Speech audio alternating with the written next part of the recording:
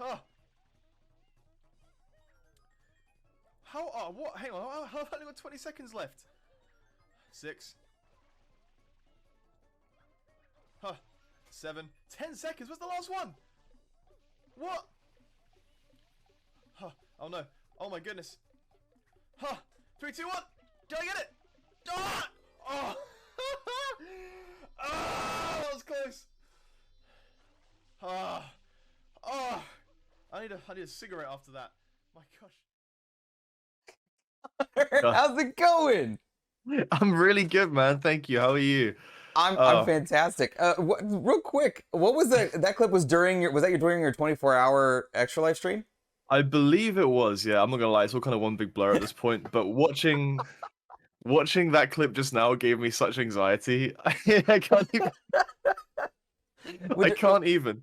I'm gonna ask you about the 24-hour stream in a minute. But first of all, everybody, welcome to the show. Welcome to Morning Drive Time. This is a streamer spotlight on 94ConQuest, and this is Connor. Connor, hey, say hello. Hello, everyone. Hello, Slab Squad. How you guys doing? If you were gonna pitch your stream, how would you pitch it? The 24-hour one? No. Like your channel, Oh, me your as a overall whole. Twitch channel. Yeah. Oh my goodness, it's relatively nostalgic variety streaming from a guy who's so bad at video games but strives to be a relatively okay entertainer. So, You're gonna fit right in here, Connor. for charity. Addy, I will tell you it's this right here. This is how I am awake still at 8:15 in the morning. Although, Yep. for you, Connor, it's in the afternoon. I was gonna say, for some reason that reminded me to get my watch. Yeah, it's 2:15 in the afternoon for me, so a bit nicer. You have afternoon energy. Yeah. So Connor, you and I met on this show. This exact show that we're doing right now is how we met. Do you want to explain how that occurred? So, shamelessly so for a 27-year-old man, I started using TikTok. And it was to try and get some more cool stuff on Twitch made, some more Twitch content for you guys and YouTube and the rest. And I had an idea to go around to random Twitch streamers and just bombard them with dad jokes. I would pick a joke of the day, and I would have a dad joke, and I'd be like, okay, this is the joke of the day. I'd go around to loads of streams, record the best clips I possibly could of people reacting to my dad jokes, and make it like a compilation for TikTok. And Gutter Nerds popped in there at one point, and yeah, they are shamelessly on my. Was it the Christian Bale one, or was it the ET one? I can't remember. It was why did Batman skip church? I think was the one. Setup, and I don't remember the actual punchline because I only remember my reaction to it. It was, what's it called when Batman skips church? Christian Bale. Yeah, my response was not anywhere near that clever. I said bats it was for me. Bats for me. Yeah, that was I remember. Yeah.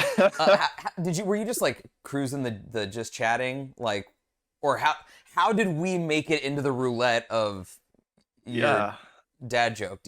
Completely random?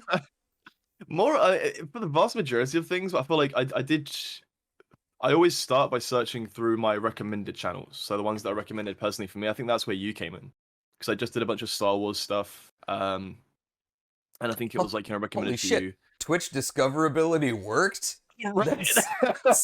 Whoa, we have a success story, kids. Mental. Oh god. But yeah, I think that was pretty much it. I found a few that day. But after a while, it's really hard to. Some don't even react. Some completely ignore the fact you did that joke. Because I think some people think it's just spam, but sometimes you get golden responses, like you guys.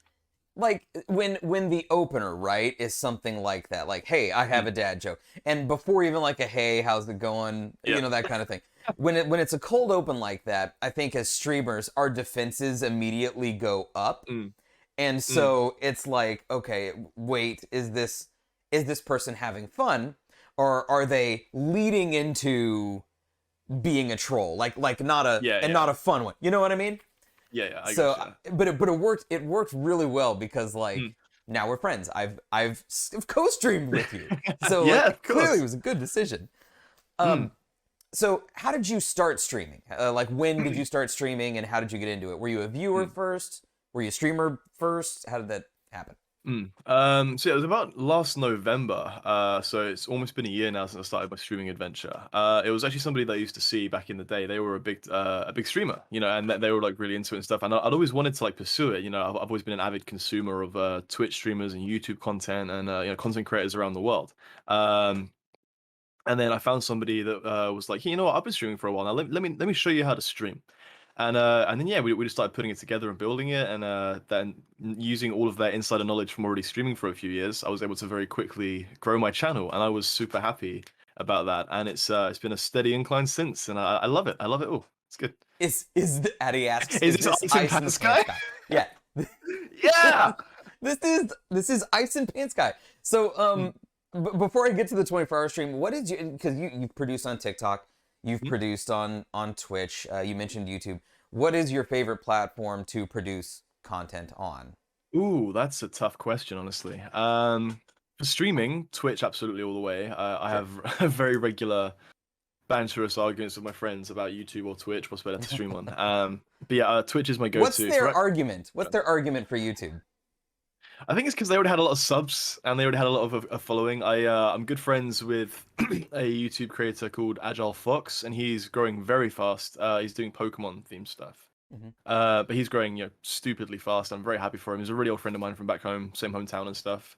But yeah, I think he streams on YouTube mainly because that's where the majority of his fan base already is, and he has like 3,000 subs almost, if I'm not mistaken. So a lot of them just tune in as regulars for that and stuff. So, but yeah, makes Twitch perfect is sense. Makes perfect Twitch is sense. straightforward.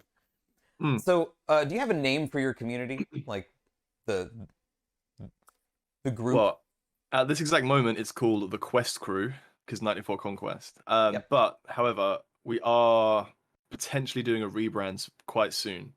No kidding. Yeah. We're still ideas are floating around. I'm talking to a few people and trying to get some stuff in. I think I'm keeping the Quest, maybe the whole Conquest side of things, but a name change is happening hopefully soon. But it's just I'm realizing as I'm doing this, like I want to kind of make it more personal to me. I want to implement like my own name, Connor, into things. Yeah. There are no good words that begin with con. They're all like negative, and it's really hard to like. I would say like con artists, while illegal, there is a certain cool like mystique about like we've it's a lot of like Hollywood movies romanticize the con artist. Like these people are so intelligent, they'll grift all your money and you'll be happy about it. Like that's the the perfect con. Like you could I feel like you're right there though. Like I feel like you could do it. I'm painfully close. Things are like I'm coming up with like a lot of be cool and a criminal. Yeah, exactly. Yes. Anyway, we're British. That's what we do, right? We try and be cool and try and be criminals. That's yeah. Like rebranding is hard. Rebranding Isn't the word hooligan? Hooligan. Isn't that the word? Like I love it. Specifically, British criminal is a hooligan. A football hooligan. Yeah. Oh, I guess it's for like football fans. Yeah. Yeah. I think that's what I associate it with. I'm not really sure about the rest, but hey, I'm the most unsporty guy you'll ever meet. So. I'm a dumb American. Don't you worry about what I think. What streamer inspires you? Is there one that you take cues from or look up to, or maybe not aspire to be like, but just someone that you feel like you learn a lot from? Guts and nerds. All right, that's it. No, we're done. That's all we came here for. And guys, have a good one. No, I'm just kidding. Well, I've always actually, funnily enough, I didn't even mean for this to come up, but Achievement Hunter, I've always been a huge fan. For like 12, 13 years now, I've been following those guys. So I think more content creation as a whole, so like more like the YouTube side of things, actual video creation. Streaming's a relatively new thing in my life, maybe like a year or two. But I mean, like there are people like Alfredo Plays and things like that. I mean, anybody that does like good, passionate work that they kind of care about, like something you can really tell that the effort's gone into. Like this, for instance, you can see all this. This is all really cool. You've got everything going up here. You've got your fan base following. The early morning show. People that really like put effort and hard work into stuff and use it for a good cause. Like any extra life streamer as well is like up there for me. Yeah, if you have an extra life overlay, I'm like 99% of the time or more, I'm going to like your stream. Yeah, exactly, because exactly. you give a shit. That's a really good. Yeah. That's really good. I like that. So if you're the achievement hunter, are Mm, you uh like in the Rooster Teeth like fandom, like over mate, like red versus blue, you know? dude, I was obsessed for such a long time. I actually just picked up that movie the other day. Actually, hang on. This is they got that new movie that came out, Bloodfest. They made. I Oh, literally saw okay. this. I saw this just the other day, and I was like, "Hey, it's England. You don't see Rooster Teeth stuff in England," so I bought it. What Um, was the one where they had where the movie where they each had like a piece of a suit? Laser Team. Laser Team. That was a That was the great last movie. one I saw. It's yeah. I mean, like as a whole, like obviously by like regular movie standards, it's a bit it's a YouTube movie. Sure. Yeah. But if you're a fan of Rooster Teeth, it feels like just an elongated Rooster Teeth short film, and it's Yeah. like the best. Like for us as fans, it's like the coolest thing. I loved it. I loved every second of it. Awesome. But yeah, I've been a fan of Rooster Teeth since not the beginning, but like maybe 4 or 5 years into the company. So yeah, a while, a long time. Yeah. I think I think we started watching Red versus Blue during season Mm. 1. Oh wow. I'm super old, so like I'm 37, so I think I Mm. was probably, I was a teenager when Yeah, yeah. Rooster Teeth was going, and I think I was even working at GameStop, so everything was like all Mm. part of the culture for me. Of Um, course, yeah. what's your personal favorite game or favorite game genre, or if you could narrow it Ooh. down, So either to stream or just personally? okay.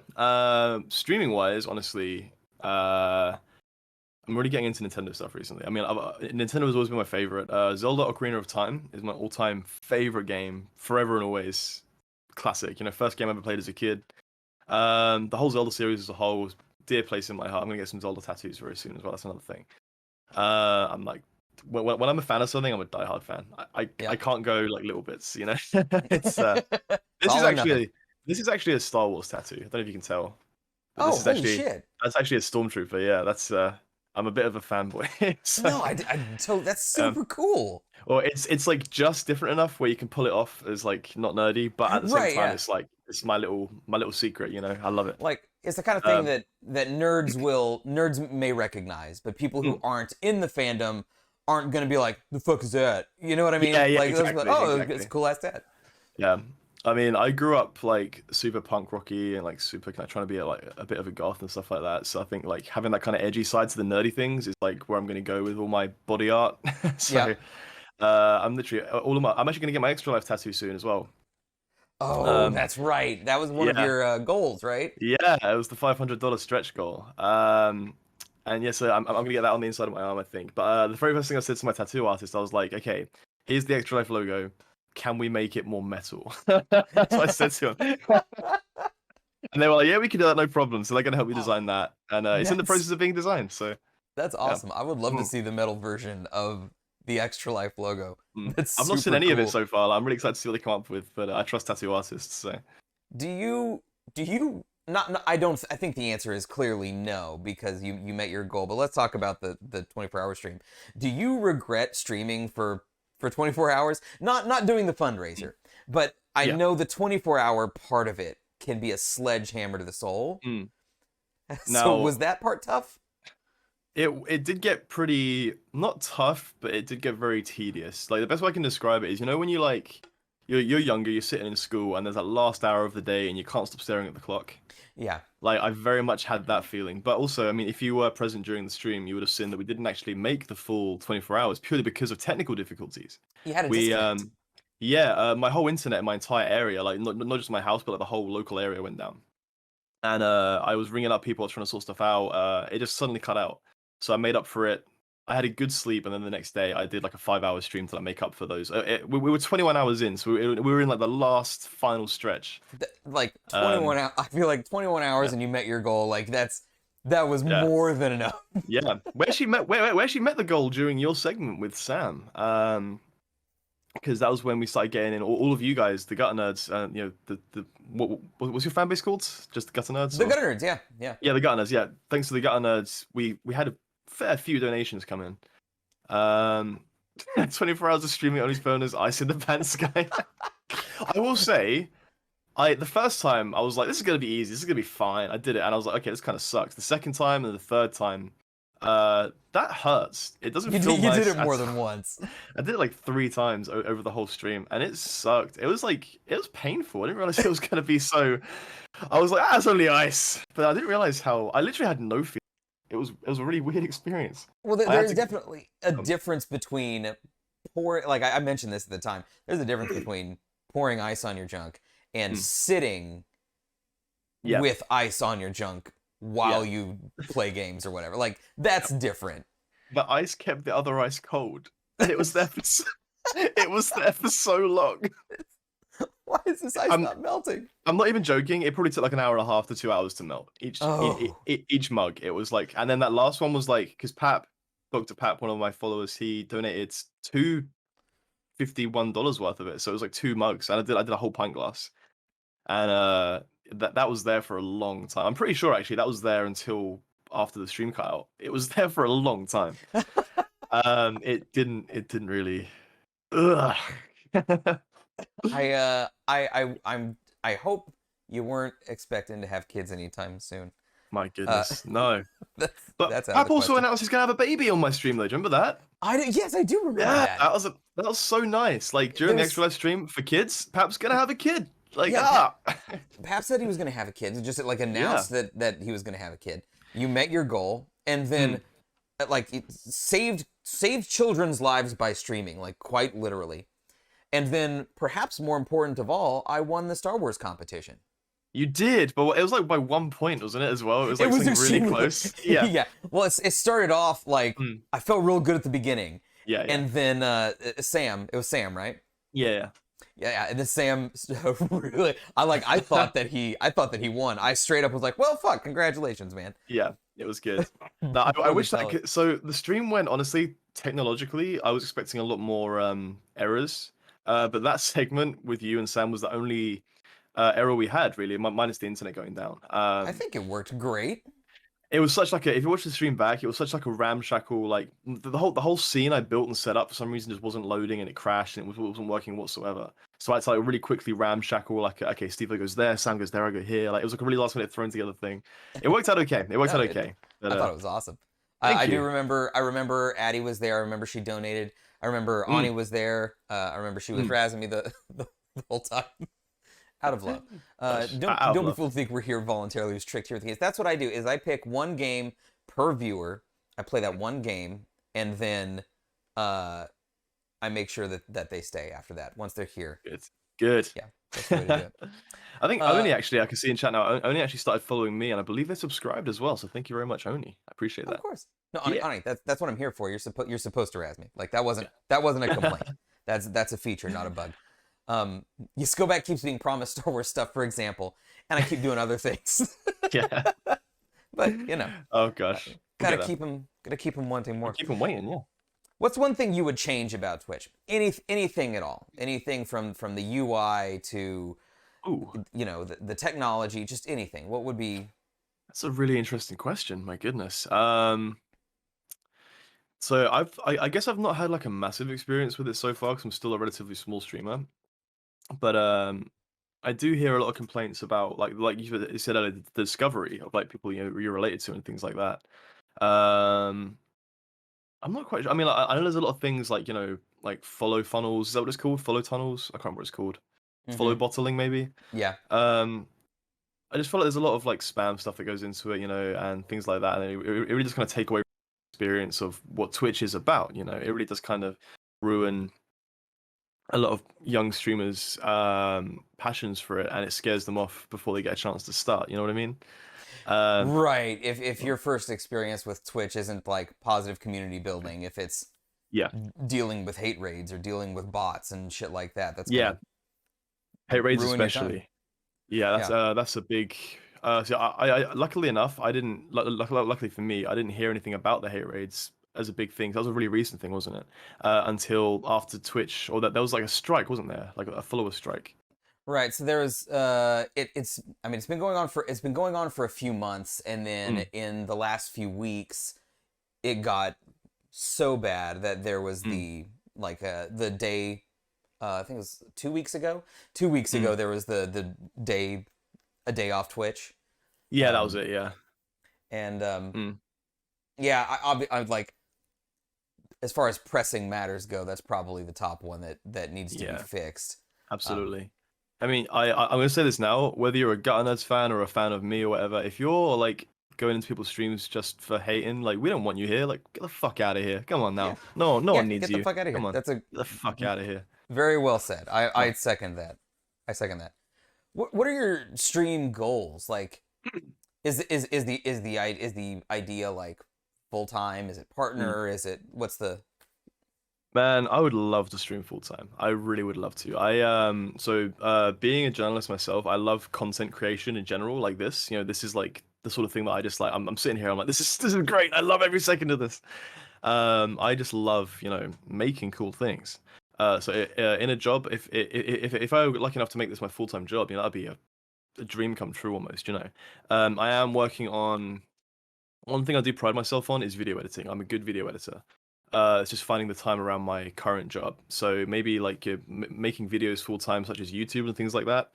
Um, there was an ambitious time a few months ago where I put out like a video a week for maybe a month, but it was just like I was spending all of my free time because when I edit, I get so into it, Mm-hmm. like stupidly into it, and I'll accidentally spend 8 hours after work and I was like, oh god, it's 3 in the morning. I got work in 5 hours. Oh my Um, god. yeah, exactly. So if I had more free time, I would absolutely pursue Twitch and YouTube as like a full-time thing because I genuinely believe that whether it's a case of making it myself or maybe helping someone else make video content, I think I know I'm good at certain things of what I do and I can make a good thing out of it. But yeah, Twitch wise for me, man, it's just about mine is like doing it full time. I would just love to entertain people. Like I've always wanted to be someone who's like someone relatable, someone who's like fun to hang out with, and using a platform that I know I'm good at for a good cause, Do you essentially bringing would you take happiness. commissions? Like you said, you love video editing. Would you Uh-huh. video edit for other people? Is that something you do? Absolutely, I would. Yeah, I do have a Fiverr page, and I think it's been used once. It's Fiverr's an odd Really? one to grow on. Yeah, yeah, it's an odd one to grow on. There was a time way back when I applied to be a video editor for. So there were these streamers that got really big a couple of years ago.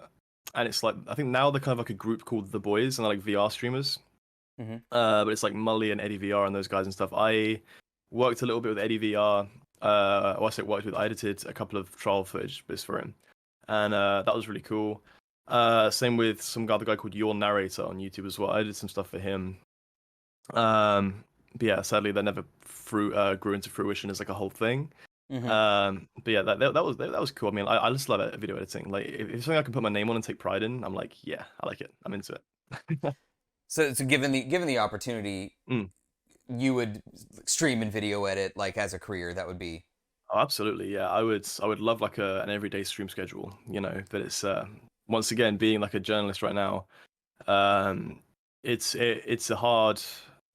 It's rather time consuming in a good way. Like I come home from Mhm. work and I can't stop working. That's me. Um, Right. excuse me. Are you the kind of person that has to like fill every moment either by create like if you sit still for Hmm. too long, you're like, I better make a TikTok. I better make a YouTube video. I better like Yeah, produce something. I have that same struggle where yeah. and like my wife who's in chat right now, Nerdez, can Mm. attest to this.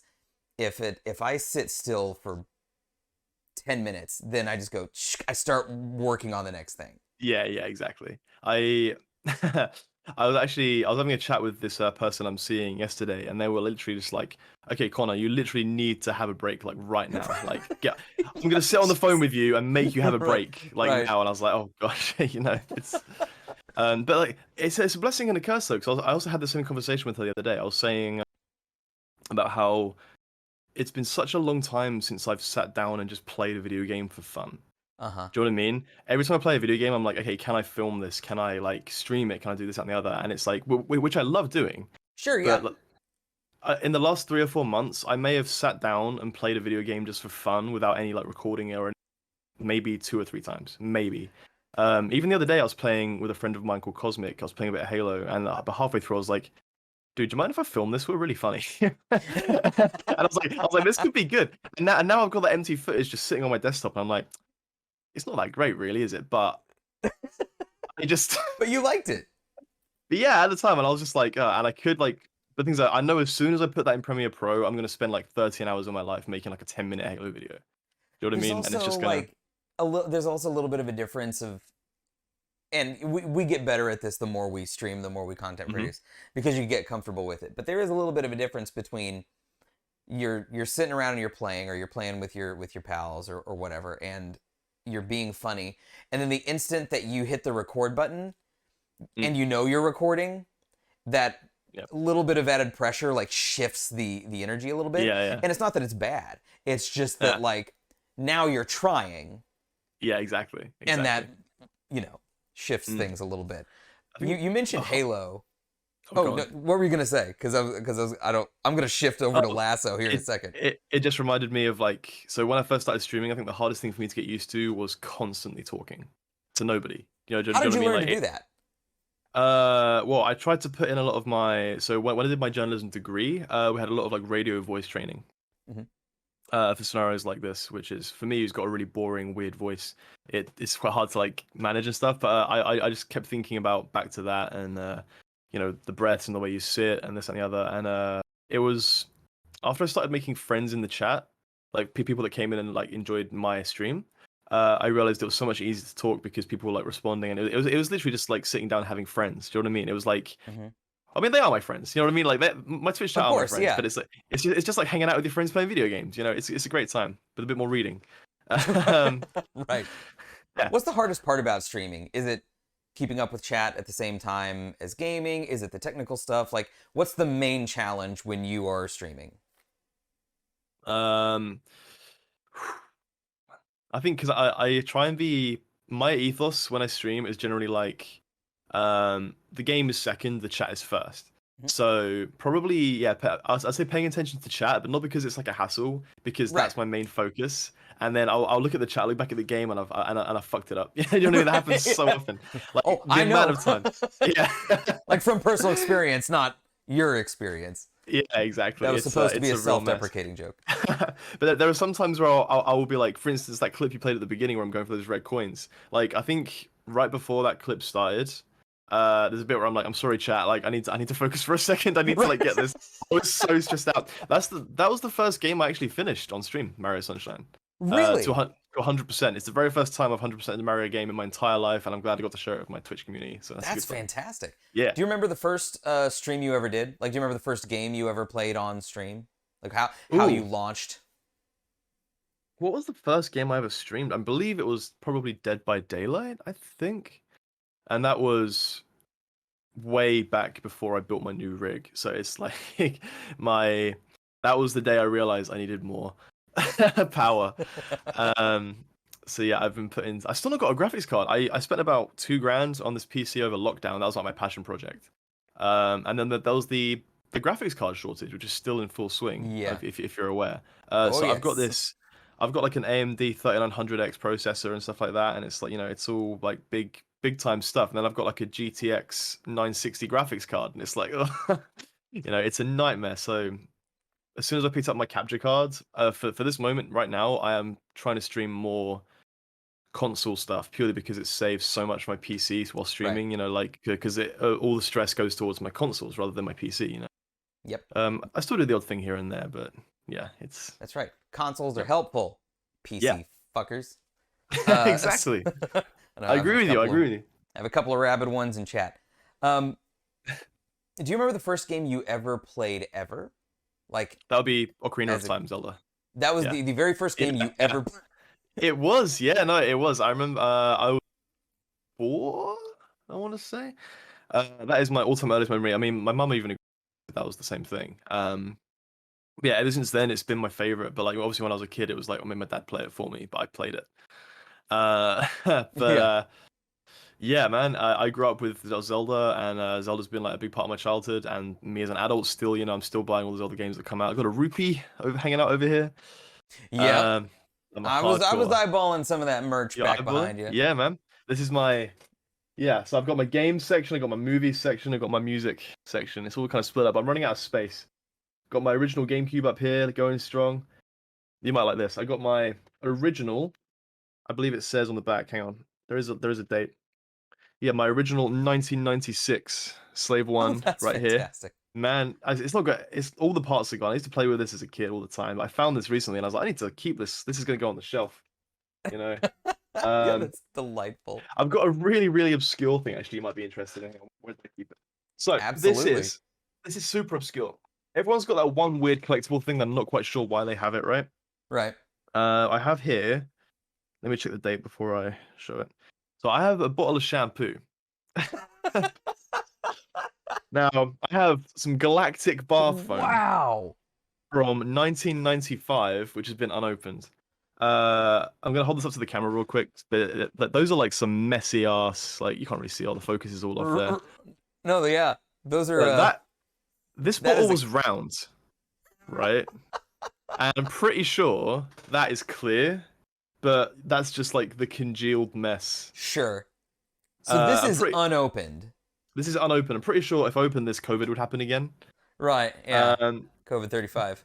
but yeah, I think it's like starting to like go in on itself and like kind of suck itself in because it's kind It of like got like this weird edge. like a neutron star. It does seem to be Yeah, collapsing in on itself. but that was given to me as a gift when I left a really old job of mine, and I don't know why they thought that, but now I have it. Old Star Wars So shampoo bottle. yeah, I'm looking around like I was trying to think of what might be the weirdest like thing that I own, and Mm. I don't know that I think the weirdest thing that I have is there is a Mountain Dew Game Fuel bottle that's got Master Chief on it. It's like the first Game love it. Fuel when Halo 3 came out. It was all like Master Mm. Chief branded and Halo branded, and it's like a metal bottle.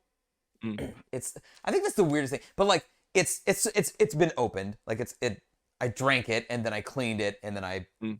set it on the shelf forever. It's probably the weirdest thing that I own. Um Oh, we love it. Weird collectibles are the best, man. Weird collectibles are the best. yeah. What is a stream that you haven't done? Is there a stream that you haven't done that you'd like to do? Like a type of stream. I know you did the Mm. 24-hour charity stream. You've done, Mm. console, PC. Is there like a Mm. something that you haven't done yet that's on the list? I do want to do some more like drunk streams with friends. But like now that COVID's over, like in-person ones. So there's a game that we play, me and my friends, called 8-Bit Fiesta, if you've heard of it. I It's have not heard of 8-Bit Fiesta. it's like the best kind of garbage. Do you know what I mean? It's a really cheap Steam game, but it's literally like a two. It's very much like a Mario Party two side scroller esque type thing. It's very Yeah. cheap. It's 4-player like split screen. But it has drinking rules in the game, In the and game. it's like, and it calculates who's winning and who's losing, and it says this many drinks for this person, this many drinks for that person, and it's like stuff like that. I can envision like getting a few cameras, different angles set up, getting all my friends in my living room, having like a big streamer set up in there, and just having a good old piss up, but Raven says, oh my "Where gosh, is Connor that COVID is over?" In Britain. It's apparently yeah. under control there. Oh yeah, we're getting there. Well, I mean, under control was an overstatement, but yeah, we are. Yeah, I have friends over in the US and Canada, and they are having a bit of a hard time right now. But It's yeah, we are tough. still. Yeah, we were on lockdown until I know that we started our lockdown earlier than a lot of the rest of the world. So I think the fact that we ended ours a bit earlier kind of justifies itself, but it's still a bit British drinking culture, man. I think that honestly took over a little bit. It's I'm not even kidding. I'm not even kidding. It's such a big part, and people were going like so stir crazy, and it just yeah, it's I've been it's wondering where the fuck it wall is gonna happen. And I know we've for a hit, lot of we've people hit. they've already hit it, but Yeah. like there's like it's not over, but like fuck it. You know what I mean? Yeah, exactly. That is, yeah, I think that's where our government decided they were at a few months ago. So I'm not promoting that idea. I'm just think yeah, it's natural human condition to be like I'm sick of mm, it. You know what I mean? I agree. It was oh god, I just moved into a new place as well. When it all happened, and I was stuck with my old housemates, which sounds great, but after a while, day in day out, not being able to leave your apartment, it's It it was does sound fantastic in a way, mm, but like I had like now I'm married and I was in lockdown with my wife, and we don't Mm. have any kids. We have 3 dogs. We You have both 3 dogs? work Ah, from that's home. amazing. Yes, yeah. So like our like quarantine has been pretty nice. Like Mm. it's been pretty fun. Um, but I remember like several years ago, like before I met my wife, I had a roommate. I had a this little duplex townhome thing with a roommate, and it froze. Like it iced in Texas for it Wow. happens every few years. Which it's rare, but it happens. Mm. And he had left to go to his girlfriend's house, and so the first day I was like, oh, this is great. I got the whole place to myself. I can do whatever the fuck I want, and Mm. no one here to bother. But like by the third day, I was like losing it. I was like, oh shit, Yep. I'm an extrovert. I have to be around Yep. people. Yep. I'm exactly the same way. Ugh, God, I hate it. It was such a mess. I was working the entire time as well, and I'm glad that I found streaming as well during that time because that Yep. was honestly such a lifesaver. But yeah, COVID sucks, man. Fuck I'm gonna be COVID. honest with you. I thought that you were streaming a lot longer than just November. Like, I thought Yeah. you'd been doing this for some time, which Oh a no. year is a long time. Mm. A lot of people, give up after a few Mm. months. But you seem much more seasoned, and I guess that's where Thank you. the degree comes in. Yes, yes. So I do a bit of on camera work from time to time. I've always done a lot of I've always wanted to do stuff in video, so it's I've had a lot of practice over the years trying to talk to cameras and how to present myself talking to cameras and stuff, positioning from the microphones and things like that. Um, and yeah, it's just something I kind of picked up as I've gotten older, and now I'm actually working in the industry full time. It's yeah, it's just I guess there's a lot of transferable skills that Yep. develop over into streaming, so which is nice. I really enjoy it. So I I I don't have any of these people in my life. Everybody in my life is primarily very supportive, or if they're not, they mm, shut the fuck up, which is just as good. But I hear sort of secondhand people talking about either their family members or friends or mm, loved ones who don't. It's, oh, like, oh, you play video games online. That sounds mm, like super easy, and it's like, no, because mm. you're you are your IT department, you are your human resources department, you Yep. are playing a game, talking to a crowd, you're doing 30 things at the same time. Yeah, yeah. It can be stressful. It does catch up on you as well. I think normally after a 5 hour stream as well, my voice is shot. It's like Hmm. it's so much. Drink your water, guys. Drink your Oh water. God, yes. drink Lucky. drink that water. Mm, I was lucky that most of my segments during the 24-hour stream. Hey, Raven, come on now. I Come think he's on talking. now. I think he's talking to me. All right. Me talking about doing the 30 things at Gonna, the same gonna time. catch these fists, Raven? Is that what's? Streamers are superheroes. Hey, Exactly. it's That's Jess. exactly. It's Jess. Hey, Jess. Hi, Jess. Welcome to the show. Uh, Um. you mentioned being in front of the camera. Yes. So you've done modeling. You've done some professional modeling. Yes. Can you tell me about that experience? My goodness. Yeah, I've been modeling since 2016. Obviously that kind of got put to a complete halt during COVID. But I've just recently started to get back into it again. It's real nice. I've just filmed some stuff for a hair loss brand.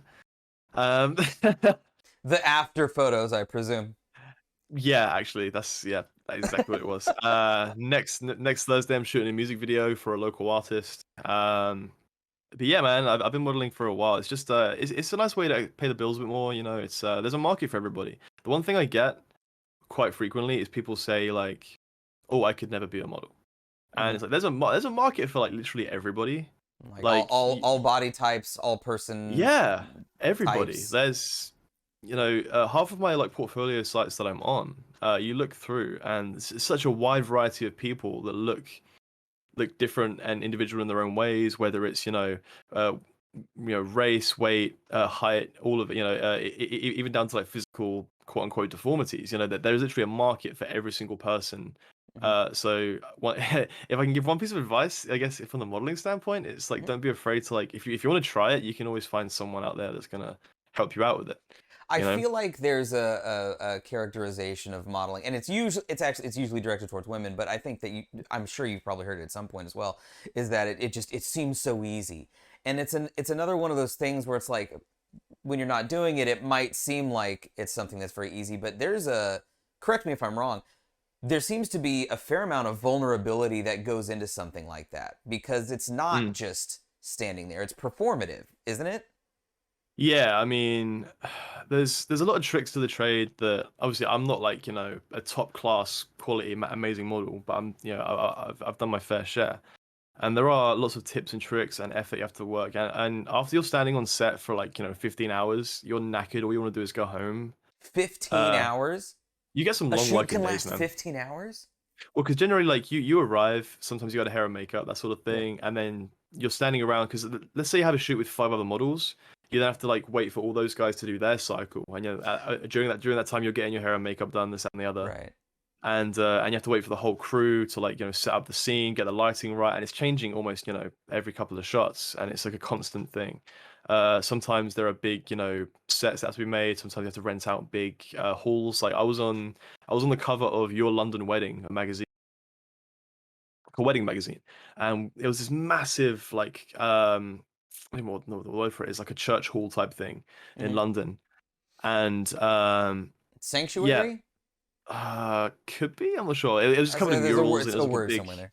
yeah, it's in there somewhere. It's this big beautiful hall, and yeah, and I got there, and it was like 4 or 5 hours before I was even on camera. Because not only was I getting dressed up in this, but it was like the effort that went into lighting and making the whole massive place look presentable for the camera. It's like the whole. I always try and help out where I can as well for like the crew because of that You've stigma been both in of front of and behind the camera. yeah. I also don't like showing up and just getting like my makeup done and then not doing anything. Like Sitting around and waiting. yeah, going back to being productive, like you were saying Right. earlier. Like I Yeah. want to do stuff. I want to be active. I want to be helping out. I don't just want to do their own thing. Also, I genuinely say no to makeup as well quite a lot of the time, unless I get big things like this popping up. But hey, Hey, but, it happens. Do you but yeah. find that the are they receptive to that? Are the people working on set receptive to your help? Or are they like Mm. get the fuck out of my way? You know what I It mean? it depends because like some people are very grateful. Like if it's like heavy lifting and stuff, people are always up for it. But Yeah. like if you've ever been on any sort of like set before, they're like, if you have your job, you do your job. Yeah. Because you are trained and you know the fine details. And if you try to help out, like let's say setting up like lighting in a certain way, you Mhm. are a hindrance unless Yep. you know exactly to the point what you're doing. Do you know what I mean? Like, Well, and not only what you're doing, but what they want, because yeah, exactly, exactly. sometimes you bend Um, the rules, or sometimes you break the rules because you have a yeah. specific thing you're going for. But yeah, yeah, modeling's a weird one for me because I kind of don't like talking about it sometimes because I feel like it does kind of come across like up my own ass about a lot of things. But it's just another job at the end of the day. That's It's a nice. that's not a you thing. That's not an encoded thing. That's a decoded thing. Like the people, I think people have a misunderstanding a lot of times about like the kind of work that goes into that kind of thing, and Mm. it's so rude of you to be sexier than all of us, says Master Charles. Far from Uh, it. I'm a loser. not Have you that. seen my Star Wars mug?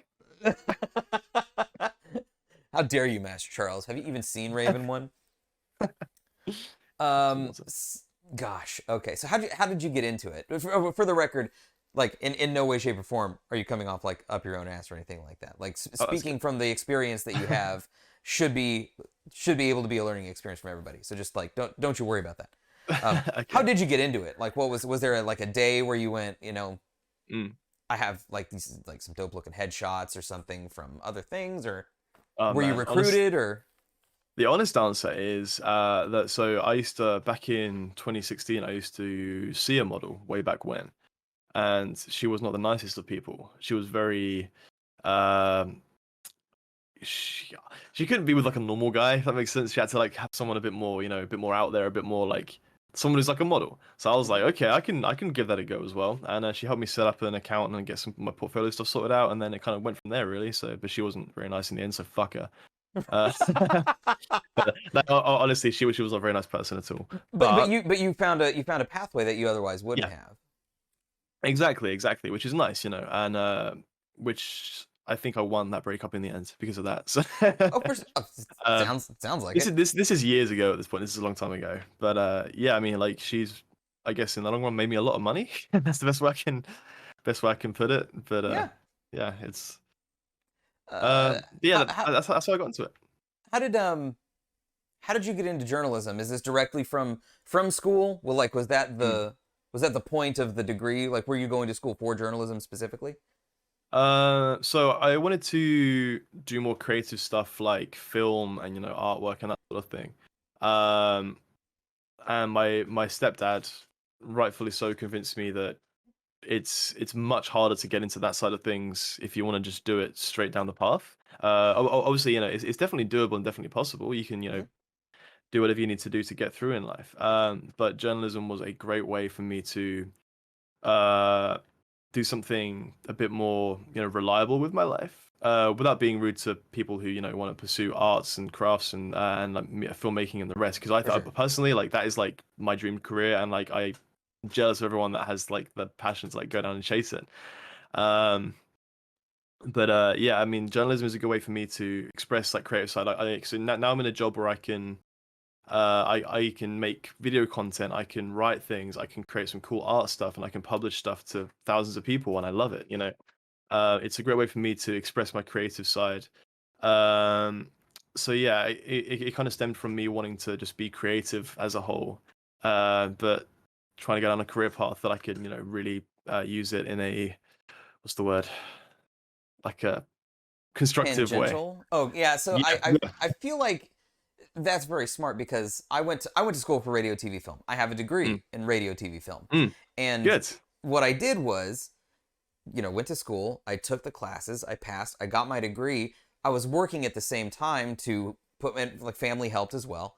Mm, It wasn't like all me or anything. But my point is that because I was working at the same time, I didn't do a lot of networking. So I got the mm. degree. I got kicked out into the world, and I went, oh, what the fuck do I do now? And so Yeah, I exactly. would submit air check tapes to Mm, radio stations. Nothing came of it. I ended up finding my way to doing closed captioning, which is what I do now, and then streaming eventually. So it did end up getting used, but the journalism thing makes a ton of sense because all of that mm, stuff is related to things that you can do as a content creator. And if you know you want to be mm, a content creator, you can learn how to, be a personality. You can learn some mm. editing. You can learn all of these really cool things and have a career path that you can branch off in any direction Mm. from there. So I think it's genius. I think it's a great idea. Thank you. Oh, I appreciate that, man. Yeah, it's just a nice way that I can, like especially the video side of things. Like I said, I love editing, making content. It's a lovely way for me to put some stuff out there. You also are a musician. Yes. Oh yeah, and Addie's listing off things. We're not done with the list of stuff that Connor does. Your band is called That Thing You Do. That's the one. Yeah, that's us. So Yeah. first question, is it Okay. named for the film? We've actually had that question a few times. Now the answer is no, honestly.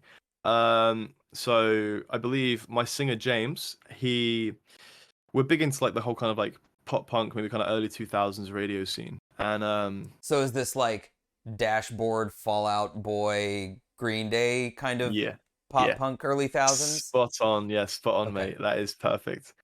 You Uh, have a fan immediately. Thank you, my dude. Thank you. Well, if you tune into any of my streams before, anybody in this chat, all my Be Right Back screens and stuff, I generally play our demos. Um, but yeah, so we did some googling after the name came up, and so the name came from the Busted song called "That Thing You Do." Okay. Because we're big Busted fans, all of us. And I know that Busted isn't that big over there in the US. You guys know them as the Jonas Brothers. Uh, Oh, okay. no, no. It's essentially the Jonas Brothers got big by covering Busted songs, Right. like Year 3000 and things like that. Apparently everyone in the US thinks the Jonas Brothers wrote those songs. Like, no, that's wrong. I They're am British. 100% learning right now. It's a I'm British 100% learning. band. Look, we But yeah, steal all our shit and claim it, so yeah. I wasn't saying yeah to agree with you. I was saying yeah, just like to kind you can agree with me. It's okay. of. But yeah, and then we did some googling, and then it turns out there's this film with is it Tom Hanks? Yep. Yeah, I've not actually seen the film, but it did very recently get put on Disney Plus, and I'm gonna watch it because just so I can talk about it in this exact context when people ask me about the film. So Um, please do watch it. It yeah, is I've heard it's it's one good. of my favorite films of all time. And the reason I think this was so weird is so I used to have a band. I was Oh, the singer in a ska band, like a punk ska band from like 2002 to 2005, like oh, I love it. like right around there in the early thousands. And the name of our band was Skitch, and it Ooh. was named after the nickname that they gave the drummer in the movie That Thing You Do, which I think they gave him the name Ah, from Skitch Henderson. So we were named a little bit after the movie That Thing You Do, and so that I just thought when I was looking up your band, I was oh like, wow, oh fuck, that's weird, man. that's so cool though. Yeah, Oh gosh, yeah. Sadly, so the band stuff, COVID really kind of kicked in the teeth a little bit. Sadly, yeah. because we wrote 5 songs we were incredibly proud of, and we're still doing it. And then we were going to go into the studio and record them because we were like, this stuff's like good. People like we have a good feedback. People like us. People saw us live. People really enjoyed our songs. We're going to record these. And COVID hit, and now it's almost 2 years later, and we've still not actually been able to record them yet. Everything's just kind of opening up now still. Is there any Um, way that you could do like home studio recording? Like I know you would be well, able to record it literally live, like in the same room, but would you be able to record tracks independently and mix it? Because, or we is that did in your wheelhouse? Oh, really? we did record what we call our pandemo. No, that's good. That's But yeah, clever. that's what you hear when you if you're on my Be Right Back screen in my. Sorry, I'm just going to quickly link. That's what you'll hear if you're on my Twitch. And you're on the Be Right Back screen, you hear our demo because it's like a very rough kind of recording, and we filmed it all as well. We made like a little like video, but it's like a very like pandemic friendly, version of it. It's all like from our own homes and stuff, and it's all filmed on like our iPhone. It's not like a real thing. But yeah, we have our cheeky little. Cheers for that plug. Shameless, shameless. Uh, We're here to plug. That's the whole reason you're here. but yeah, that's one of our songs. It's a really rough mix.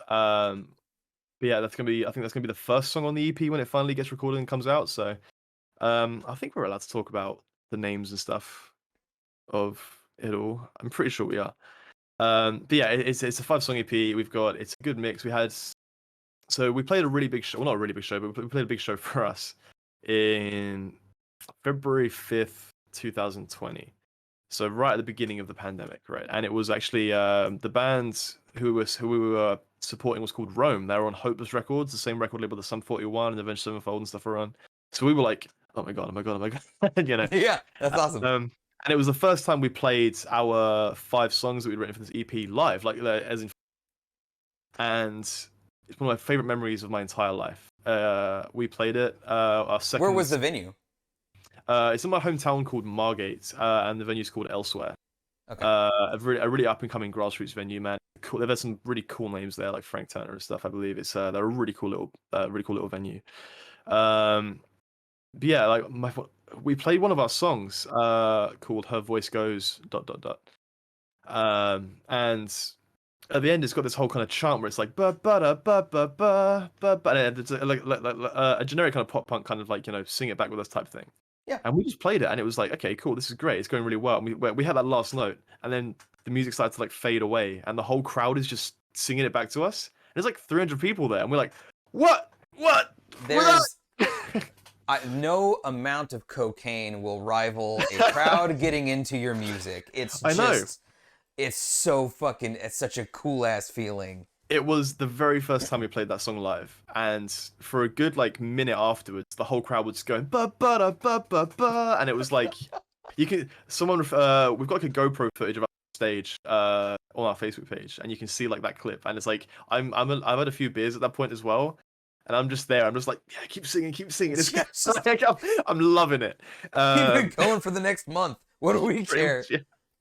It was such a good high. I love it. But yeah. So, what were your you mentioned a couple, but what were your inspirations for the music? Yeah, we're very Blink 182, very Green Day, very Fall Out Boy, like you mentioned.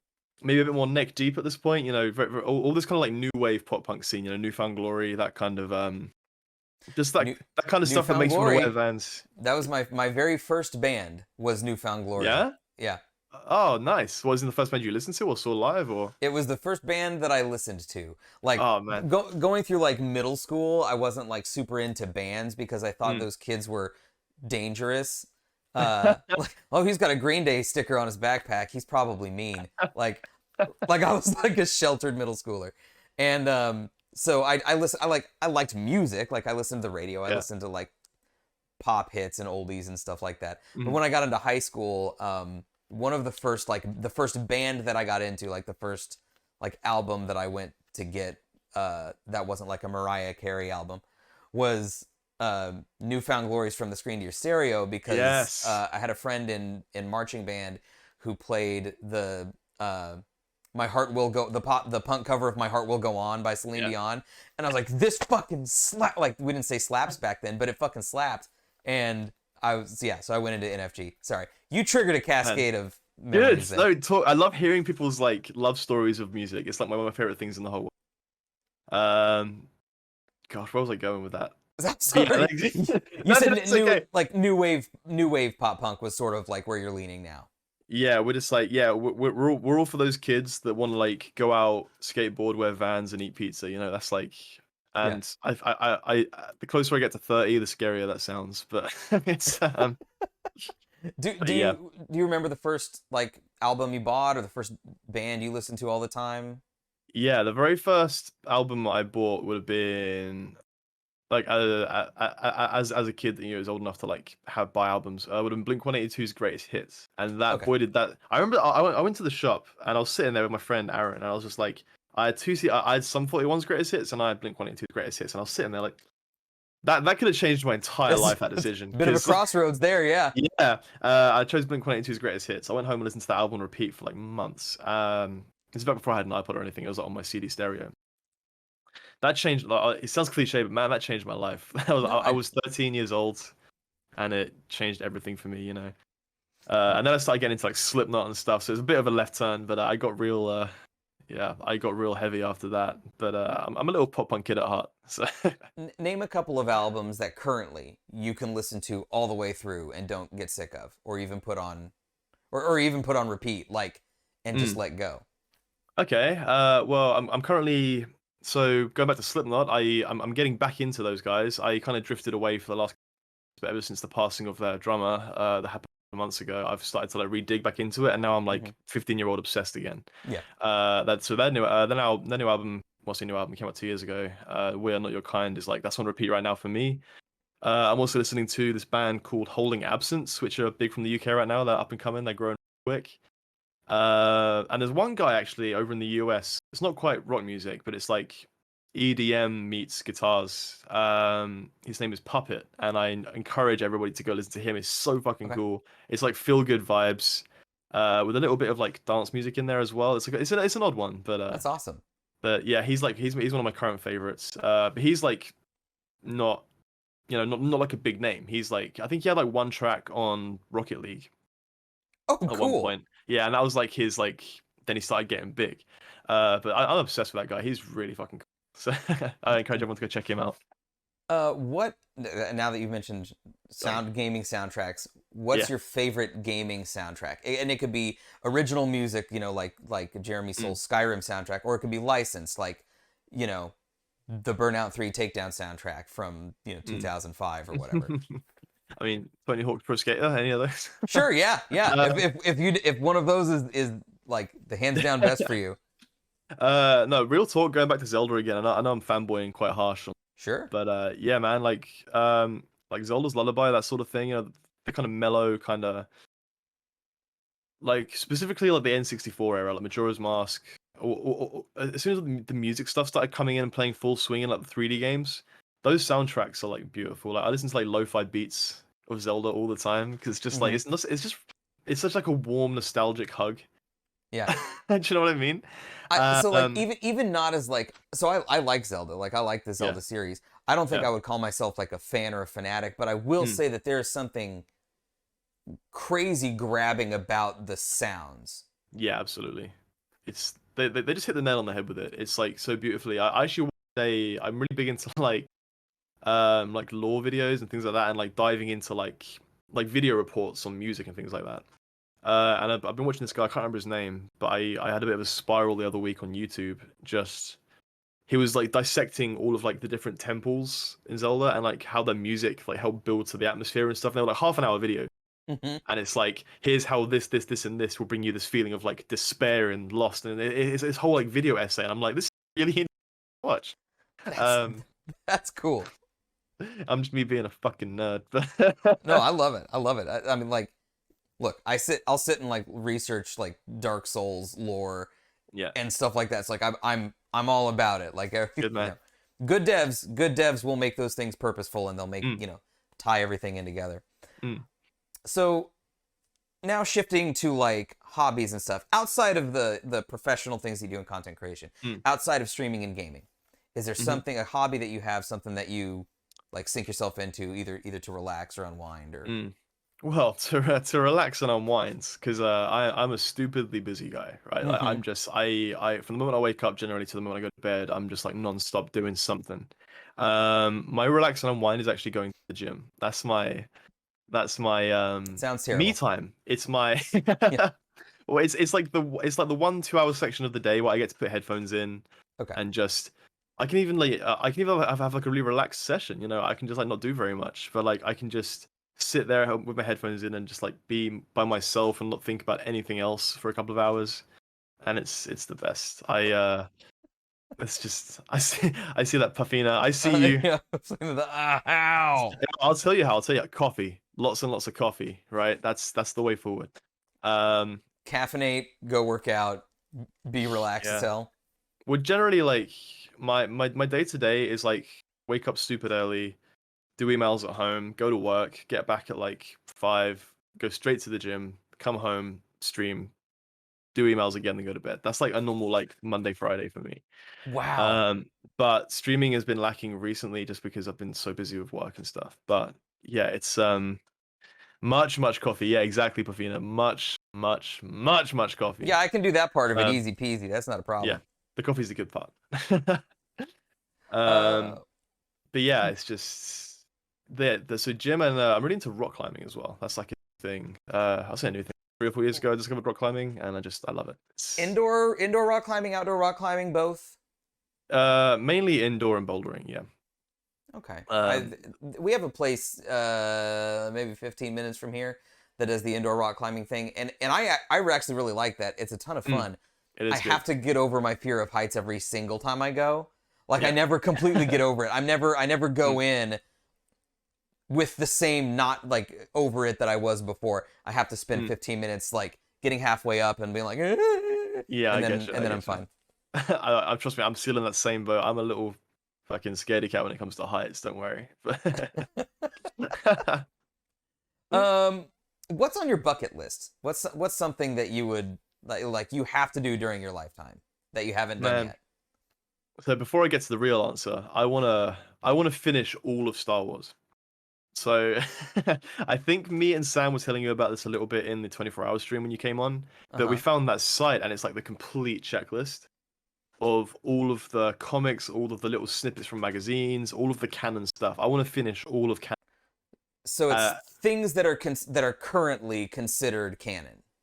yes, and it's updated every single day on the website. So there's like a legends checklist and there's a canon checklist. So you can Okay. choose what you want to do. Sam is actually trying to do all of it. I'm just doing canon stuff. Um, but yeah, I think as it stands right now, I'm about 24% through all of canon Star Wars, which is I want to finish Star Wars before I die. That's my yeah. Is That's do you know the game Star Wars: The Force Unleashed, the one that came out on like 360 yes. PS3 with Star Killer and he Yeah, was yeah. Vader's secret apprentice? Is that considered Legends or is that considered canon? I'm pretty sure that's on the canon list. I'll have to double check, but it's definitely yeah, I'm pretty sure that's canon. Let me Do you remember if Knights of the Old Republic is canon? Knights of the Old Republic. Padlick Public is also canon, I believe. I'll have to double check. There's thousands of things on this website. I might be wrong there. Hang on. Yeah, if you find the But, website, like yeah. throw it at us because I'm intrigued by that. So I would actually dive into it right now and double check the stats and stuff, but it's a very slow website to use. I'm not sure if that's mhm. 'cause it's like I'm over here in the UK and it's based somewhere else, but it's it's a bit of a It takes a bit. yeah, it takes a bit of time. So in addition to Star Wars canon, is there anything else that you like? You have to I just want to travel a visit lot more. Australia or something. Yeah, absolutely. I mean, like, I definitely want to be in each continent at least once. Like, I've never left Europe, so that's going to be. I'm very excited to do a lot more traveling. I've always wanted to travel, but I've never really been in a place where I have the resources to travel as frequently as I'd like to. Right. That's changing very, very soon. I'm actually going to Italy in December, so that'll be very, very fun. Oh, that would be First fun. time, still in Europe, but it's my gosh, oh Do my gosh, what's this? so you've never left Europe. So where would be the first place you visit? Like if you're gonna leave the continent. For the US or Canada, absolutely for me. I've got a lot of friends out there, a lot of people I know. Yeah, it's like it's the next viable option, I think, just to go hang out with some friends and travel a little bit more. And the US is so like vast as well. Like for instance, I'm pretty sure the whole of the UK actually fits in Texas, Yeah. something like that. Yeah, we if if not maybe a few times. yeah, because we Like can. I know that we can drive from like one end of the country, like the polar opposites. You know, we can get from one to the other in about 8 hours, maybe 7 hours. okay. In 8 hours, I would be maybe halfway through the country from where I That's am, and I'm not even at yeah, the southern tip. Like that's that might crazy. be a third or something, like a third of the way through it's yeah. That's crazy. It's a big place. Even Texas itself, like just the state of Texas Mm, would take like I could probably drive 8 hours west and still be in Texas, I think. that's ridiculous. That's a crazy thought to me. Like, I know it doesn't seem uh, real. It seems comedic. mm, it does. No, it really does. I mean, like, I know, like east to west, you can probably get across the country in like 3 hours if you just like Wow. went. You know, like no traffic, you can just get across it. You know, it's crazy. Like sea to sea.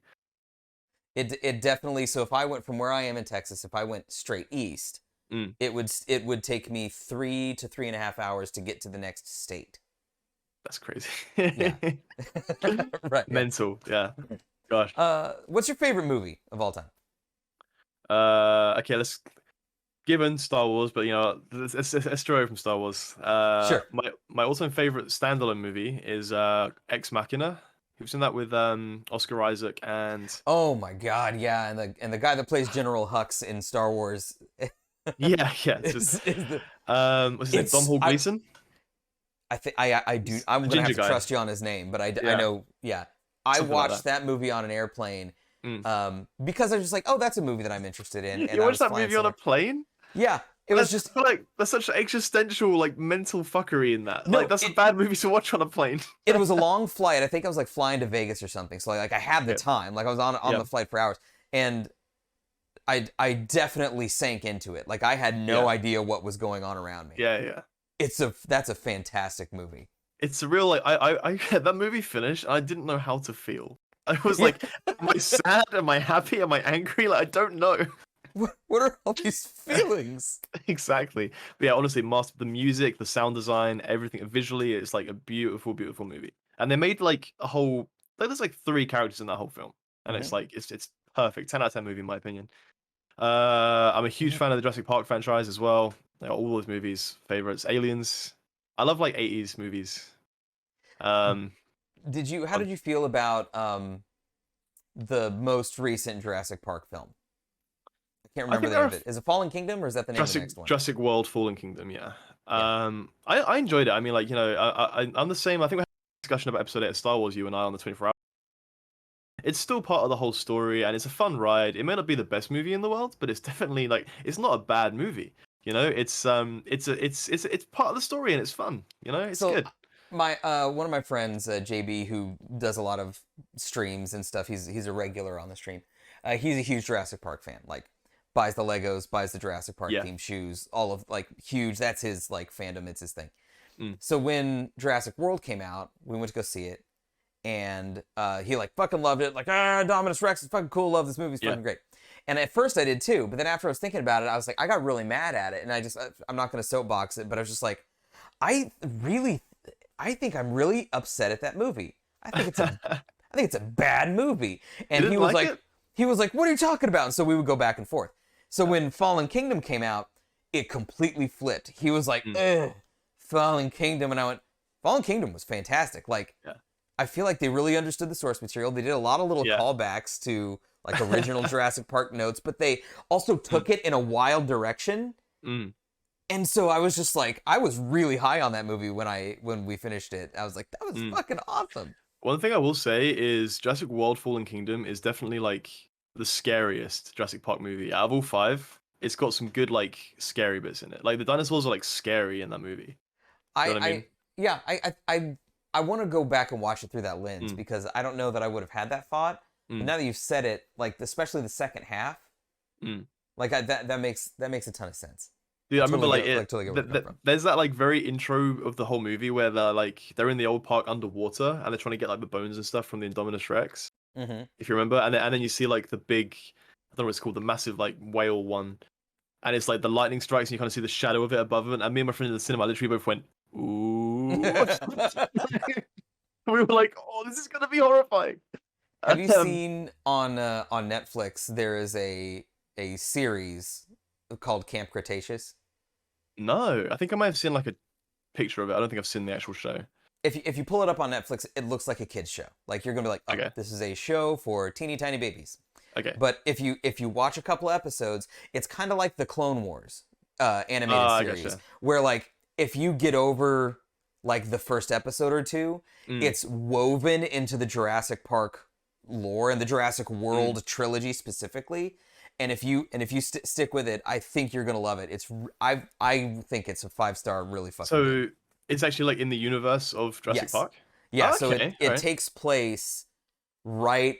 It takes place during the first Jurassic World, like when the new park is falling, and these kids get left on the island after the park falls, and then scenes from like even up to the trailer for the third film that's not out yet, Dominion.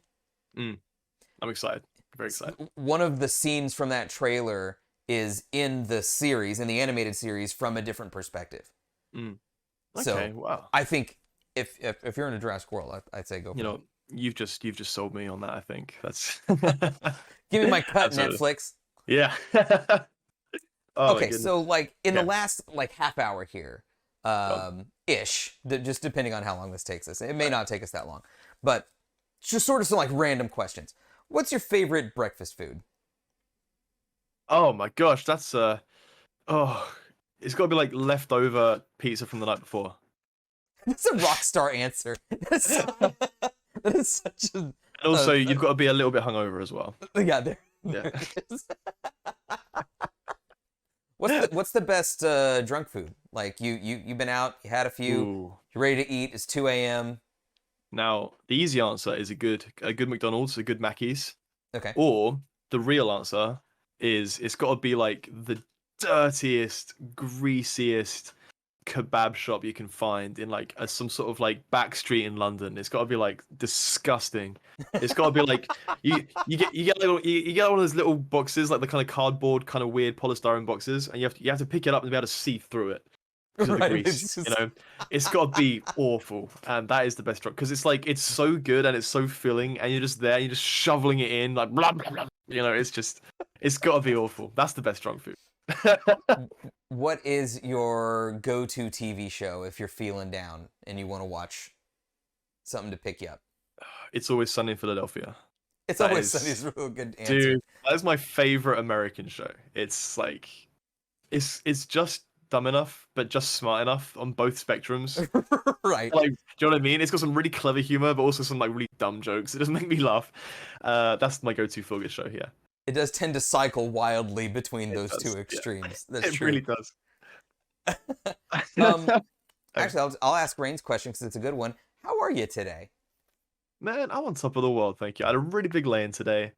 I woke up just before midday, which is awful for me. So, and I'm still, considering it's not even that time for you guys yet, I think I'm doing okay. So, well, this worked out really well because I'd mentioned to you before. I was like, hey, if you ever find yourself free on a Thursday, just like hit me up, let me know. Yeah. And this week I had no plan for Thursday because Mark, who normally does this show with me, he's scuba diving in like Florida or something, like Oh, doing wow. something exotic and awesome. And so I was like, I actually thought to myself, I was like, I don't know what I'm gonna do on Thursday. Normally I would start reaching out to people to see who's available. But there was this little voice in my head that was like, don't do that. Just play it by ear.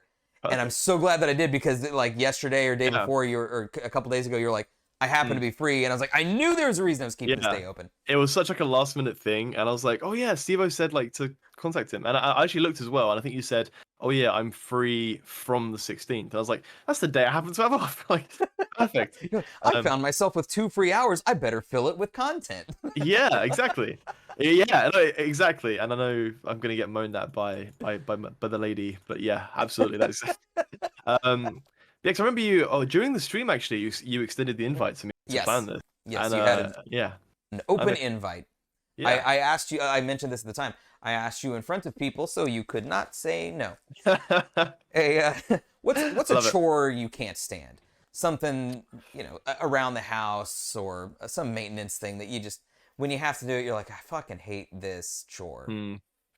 Normally it doesn't bother me, but like taking out the trash right now, purely because I recently moved into this bungalow, and it's nice, but there's like 3 doors to get out into the back where the bins are, and it's just slightly too long. Like ever That is since a pain in the ass. yeah, that's literally it. That's I'm That is actually the okay with chores. I'm pretty good. I'm pretty good at vacuuming and cleaning, and yeah, I'm a good guy. I have sort of I don't mind taking Mm. the trash out because it's just to the end of our driveway, Mm. except that during the like summer months, and like especially the late summer months, we get a bunch of spiders. We actually had to recently, we had someone come like do like pest control around the house because there were so many of them. They weren't in the house, but they were on the outside of the house. But it was so much so that if we like ordered food, if we did takeout or delivery, I mean, they wouldn't be able to get to the front door because there were Really? spiders my like in gosh. front of. Well, yeah. So like whenever I take the trash out, I can't do it the night before. I have to do it in the morning, because if I put it out the night before, raccoons will go through it. Like Yeah. they'll come out and start tearing in looking for food. So I have to put it out at like 5:30 or 6 in the morning. And when I do that, I have to do the spider dodge thing. So I have my phone, I turn my light on so I can see in the dark, like if I walk into a web or something. And I'm painting it, I'm caricaturizing it. It wasn't so bad that like our house was covered in like a spider web or anything like that. But they were spotty enough that you had to keep an eye out. And Yeah, so I gotcha. taking out the trash sucked. Oh, Master Charles, I'm sorry, you are, or Charles, you are sorry. You're gone. We can't save you. It's You're just gonna have to burn yeah, it, buddy. sorry. No, yeah, if he's a chill bro, he's gonna be helpful. He's gonna keep the flies and stuff away from you. Yeah. So if you were going to be in a biopic, you're playing a notable figure in a film. Who would you like to play in their younger years? Oh my goodness. That's a tough question. My goodness. Gosh, who do I like? Not many people. How about Gutter Nerds the musical? You would want to play. Who would you play? I'd play you, dude. You would play me in Gutter Nerds the musical. I'd play Steve-O. You guys, Yeah, man. You guys just traded up in my chat. Y'all just traded the fuck up. Man, I don't even. Let's I reckon- reverse engineer it. Who would play you in a story of your life? Ooh. Man, you know what? I'm gonna say honestly, my favorite British actor at this moment is Raoul Coley, and he's in iZombie, and he's in Blind Manor and things like that. I don't know if you guys have seen that. He is like the funniest British dude on the scene right now, and he's like so confident in the way he portrays stuff, and I feel like he'd be able to like nail me, like starting off with like a nerdy little kid, kind of moving up to like doing semi-cool things with his life when he's a bit older. I feel like he'd be able to pull that off really well. So Raoul Coley is just he's a top-notch dude. I love him. I think he's fantastic. I think, and I don't want to typecast you or anything, and tell me if you absolutely hate this. If you hate this, that's okay. But I think you would do a good job in a biopic of Russell Brand's like life story. Yeah, because I'm British. Yeah, that's it. That's I can all see I that. need from it. No, I'm just kidding. I've got the little bit of like non-connecting beard. I can do that. I can. Well, I mean, I feel like you have similar features. Like Mhm. you both are have like uh thinner faces. If you like grew out your hair, you would have like Mm. the same kind of hair, I feel like. But Okay, that's just I can that's see just my that. pitch. Just my I can pitch. get I would behind that. I recruit can you get for behind that. that. I did used to have shoulder length hair, so Did you really?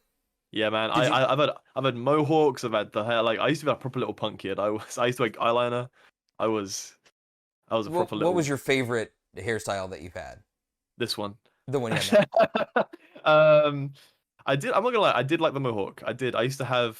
I had shoulder length hair with red ends. I had a blonde one point. I've had the lot. Honestly, I used to like go like every month. I changed my hair. It would be awful. I mean, hey, sometimes you got to go through what you go through to realize what you love.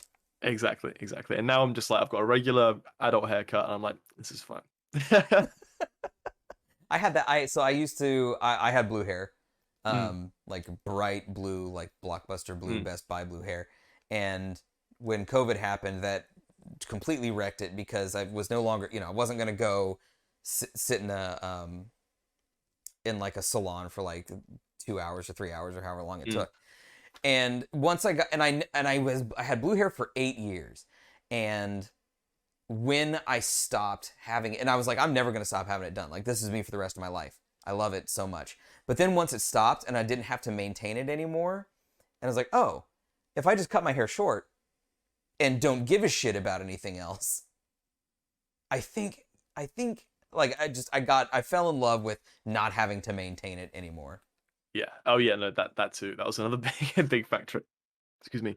That was another big factor in it for me. I've just realized looking at your chat. Are your channel badges like little mini non-copyright laser swords? So the sub badges are the Yeah. gutter nerds like manhole cover lids, but Oh, the okay. cheer badges, yeah, the more you Oh, okay. cheer, the more Mm, things you unlock. So you start off with like I think a blue lightsaber or a green lightsaber, and then each cheer level you get up to you can do two lightsabers. Eventually, like when you get to the crazy high cheer levels, you yeah. can have like a Death Star.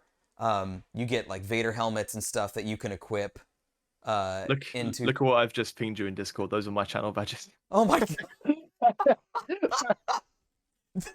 Literally the same thing. God damn, that's really close. Okay. We for those in chat who can't see that, literally exactly the same as what Steve was just described I'm to gonna, us. I'm gonna. This is gonna be a little bit wonky, but I'm gonna move the Go guest on. cam for a minute, a little bit, so you There you can see what go. Car's channel badges are gonna be coming up. Fucking do it, Looking man. at your chat, I was like, is that my chat? this is this is fantastic. Like Oh. 100%. Do it. Do it. Do it. Do it. There's room for Star Wars everywhere. Oh yeah. Well, Yeah, it's not Star Wars. It's a non-copyright Disney laser swords. non-copyright laser Yeah. swords. What? Yeah. Yeah. Yeah, that's true. So, if you were going to voice a character in a video game, and it could be a superhero, it could be a Mm, character that already exists, you could reboot a franchise, but you get to voice a character in a video game, who would you like to mm. voice? I've always wanted to do a villain. I'm not gonna lie. I reckon I could do like a good I don't know, like I'm trying to get like a good like kind of growl kind of going right now for my like music stuff, like kind of stuff, you know. Like Yeah. I reckon I can get some real good some real good like evil villain stuff going on. Like maybe like something from like to be honest with you, like I've always said like if I could be cast in Star Wars as like anything, like even like a background character, I would be like over the moon and extremely happy. So So the maybe perfect role for you would be like an original Star Wars villain. yeah, or like maybe even just like a sidekick or something. You know, I'd be like, well, like you know, like if there's one stormtrooper that gets like his helmet knocked off or something, and you see his face, like that's me. You know, yeah, one scene that actually always reminds me is actually, so in my opinion, is actually one of the best openings of a Star Wars movie ever. This is going to tear your chat in half. Episode 8, right? The very Mhm. beginning, I think that movie ends and starts great. I think the middle part is a bit skew-if, but it's a good movie. But the beginning of that movie is probably in my top 3 intros to a Star Wars. Um, like the whole fight with all the bombers come in and stuff. Right. Yeah, and I've always envisioned myself being like one of the pilots in that, just like one of the guys with the camera pans to, and the guys like on the side angle, and he goes, You know what I mean? Like you're one of those guys, and I would be like, that's like a dream come true for me. You're like, I want to be in a Star Wars game, but for like 10 seconds. Yeah, I mean, obviously more would be preferable, but like I would not complain if it was Right. like, For sure. No, like I being an could. A-wing pilot, dude. That'd be so cool. That would be really cool. That would be super awesome. I like that. Who is the best? Like, who's one of your favorite villains? And it doesn't have to be in Star Wars, but just in Yeah. like in media or in games or something. Is there a villain that you're just like, man, that's a really good villain? Who's a good villain? A lot of names come to mind, but I'm trying to stray away from that and Star Wars, honestly. My goodness. That's a tough question. I mean, I'm not gonna lie. Like, I think Ego from the Guardians movies. I Yeah. think he is the best villain in the entire franchise, honestly. Because Ego, he's like, Ego's very I feel like that's sort of a dividing answer as well. I mm, either like Guardians of the Galaxy Volume 2, you mm, either like love that villain because it's mm. so well done, or you hate it because it's so Kurt Russell. it's very Kurt Russell. Very Kurt Russell.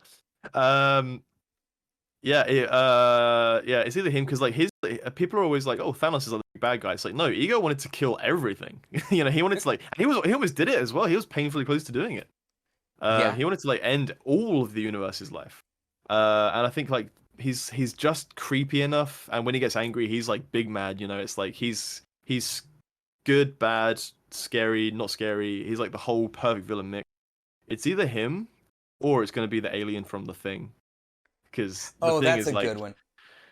the thing is like one of my favorite horror movies, and I love horror movies. Did you ever play the game? No, I didn't play the game. There was a game. They did a thing. They did a The Thing video game. I think it was on the Mm, original Xbox. It may have been like on PS2 as well. mm. But it's not as good as the movie, but I still enjoyed it. Anyway, so The Thing, you like the villain in The Thing. Yeah, it's just like it's so. God, that movie is a masterpiece. Like I can't. I was talking about this literally yesterday. 'Cause my friend Giddy Peak Sam hasn't actually seen that movie, and I think we're actually gonna watch it tonight. So over Is that Discord, so that'd be fun. is that also Kurt Russell? Yeah, he also yeah. Yes. Actually, I didn't even make that connection, but yes, that is also Kurt Russell. Did you ever see the Quentin Tarantino movie Death Proof? No, So lied to me.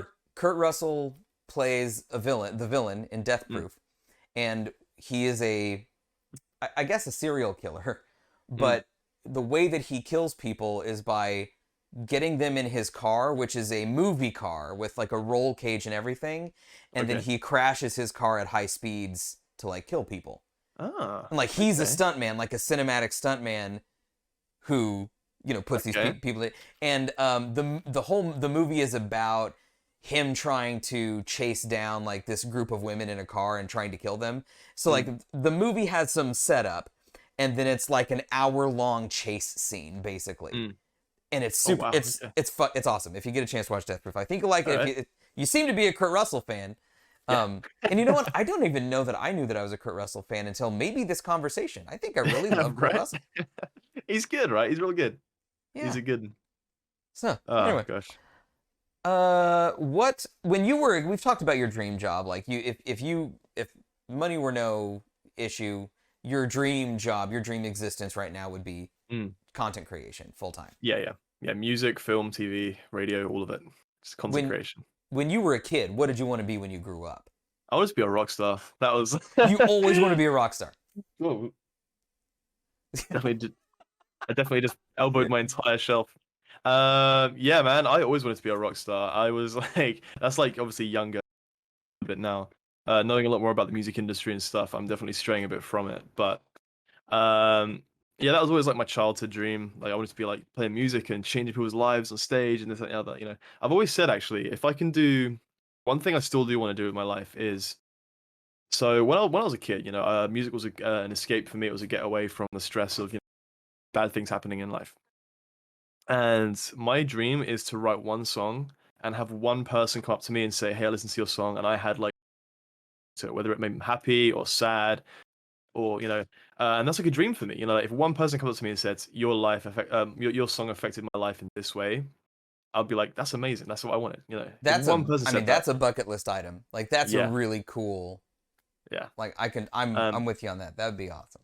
And I I have one song on this new EP that's coming out that I feel like may have a nice effect on one or two people, which is nice. But that's literally a dream for me. So I have yeah, no doubt that that's going to happen. Like you your drive to create is like nothing's gonna get in your way. Is the feeling that I get from the time that I've known you. Is I just there are people that really love what they do, and there are mm, people that want to do a lot of things, and then there are a few people that blend those two. And it's something that I see about like you. It's something that I actually think about myself. Is there may be 10 different things that I want to do, but I'm like committed to doing all of them. yeah. And you seem to have that too, and so I'm just like, yeah, it's gonna happen. When it does happen, please let me know that it has happened, Oh, because I I will will. want to know that that happened for you. Thank you, my dude. I miss sleep. Oh Jesus, yeah. Would it, if You taking time know, to yeah, sleep, my bucket list item is to sleep, Steve-O. Jesus, 8 hours. fucking That's like... the truth, man. Holy shit. Oh gosh. So that, huh? I don't know that I've ever had a guest make me existential, but I think you just did it. Like, Jesus, sleep is a bucket list item. That just threw a lot of shit into perspective right now. Holy Oh shit. my goodness. Um, if you had it to play on, and the answer can't be PC, because the answer would be PC if the answer were PC.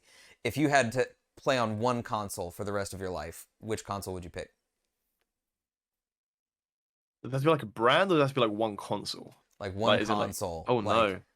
if it's the GameCube, like that's what you get to play on the rest of your Okay. life, or the Switch, or whatever. I mean, there's like a logical answer, and then there's like a passionate answer. Yeah. I'm gonna say Xbox. Honestly, Xbox Series X for the minute, purely because that has everything I need on it for the most part. It's got most of the exclusives I want to play on it. And I'm, hardcore Halo fan to the day I die. So that's gonna be. You have Um, Game Pass, you have like the mm, Xbox One games, you have future games, you have a lot of exactly, 360 exactly, and original Xbox exactly. titles on it. It's a big library. And if I'm feeling super nostalgic for Nintendo one day, I can just go on YouTube and chuck on like a playthrough, right? Yeah, that's true. There you go. But yeah, Well, I there are mean, some old Nintendo games you can play on it. Like you can play some of the old rare, like Banjo like Kazooie. Banjo, You can play. yeah, Yeah, I had that collection. I started playing that again a couple of years ago with a friend of mine. Like, I saw a friend of mine in Korea, so I don't see him anymore. But it was before he left, and he came to visit me for like a day, and we were like, let's play Banjo Kazooie all day, and we just did that, and it was great. Like the first one, we were just playing through the story, and we both got so angry.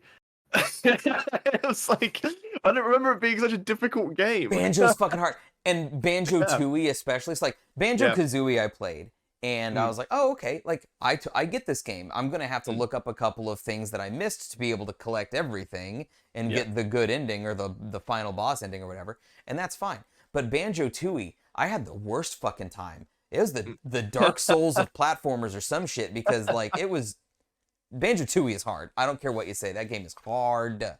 I agree with you. It's just it's pain and suffering. Oh Okay, no. so here's a few either or questions to round out our session today. Okay. Waffles or pancakes? Pancakes. Okay. Well, Tacos or yeah. we have different stuff though, don't we? See, I was wondering if their identifiers or words were going to mean different things. Because we don't really have waffles as like sweet waffles over here. We Right. do like very very rarely, but like pancakes are a much more frequent thing. So I think, hmm. You know what? I'm gonna say waffles. I'm gonna say waffles. Okay. We'll take Yeah. if you make it to the U.S., we'll take Okay. you to a Waffle House and Absolutely. Let's do it. see what you think. See what you think. Yes. Um, burger, like a hamburger or a taco? Hamburger. Tacos are good, but Yep. once again, we don't really have tacos that much here. I've had tacos, but nothing beats a good Big Mac. Oh, so yeah, you can't. Mm, Well, and we're also in Texas, but you can't swing a mm, stick without hitting a fucking taco joint mm. down here. I mean, I Uh, maybe had 3 tacos in my entire life. We just don't have them around here. I think I've had 3 tacos this week. Like, beer or liquor? Beer. Beer. Do you have like a favorite? Do you have like a brand or a style or one that's like your go-to? I'm currently drinking a lot of BrewDog Punk right now. That's my IPA. It's a good one. Excellent. Yeah, that's what I go to right now. What snack do you get when you go to a movie, or if you're watching a movie? Is it popcorn, candy, chocolate? What do you go? I always get popcorn, hot dogs, and nachos. That's yeah. I got all three. You get You you, triple up like. yeah, man. Hot dog first, then you kind of mix and match the popcorn and the nachos. Yeah. I like having the movie hot dog because it Mm. sets the expectation for the rest of the things you eat. It's Yeah. like you're starting here. It's all uphill. And I'm Yeah. not and it may sound like I'm ragging on the hot dog. I like the movie hot dog. I think Mm. it's just fine. I think it's the best. I think it's the best thing. It's like messy and just top full of loads of stuff. And once again, hot dog culture isn't huge around here in England, but when I go to a cinema and I'm like, I want a hot dog, I know I'm like, give me all the crispy onions, give me, ooh, Right. I want to make a fucking mess. Let's go. My final question to you, what is your favorite battle royale style game? Ooh, that is a tricky dicky. My favorite battle royale style game. Oh man, that's a really hard question. I've not played like a stupid amount of them, but hmm, I guess at the minute it's Warzone purely because I don't play loads. But Sure. there are all the rumors swinging around that Halo Infinite may have a battle royale game. That is one of the rumors going around right now. So if that's the case, I'm pretty sure that will rank rather highly in that list. Yeah, I'm the kind of Yeah. person that's like, throw a battle royale mode into Mm. literally any game and I'll play it because I like Yeah. them. I like the mode, and I like Halo. And actually, I'm glad you said Mm. Halo because it does remind me. There was well, I was looking at clips to find one to start the show, Mhm. and one of the ones that I saw was from so long ago that I was like, that may not be relevant at this point because I try to make Mhm. them a little more recent. But the there was a clip where you were playing Halo with a friend, Mhm. and I don't know exactly what happened, but something happened, and your 7 hours worth of progress was interrupted. So what Yeah, happened? you've just. Let's open the wound. So me and my friend Gary Gazlol, Gary is like a hardcore achievement hunter. He is just past the million gamer score. Oh, He is in the top. fantastic. He's in the top 300 in the whole world. He's one of my oldest and best friends. Lovely bloke.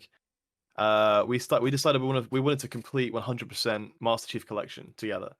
So we took on the The lasso achievement challenges. list.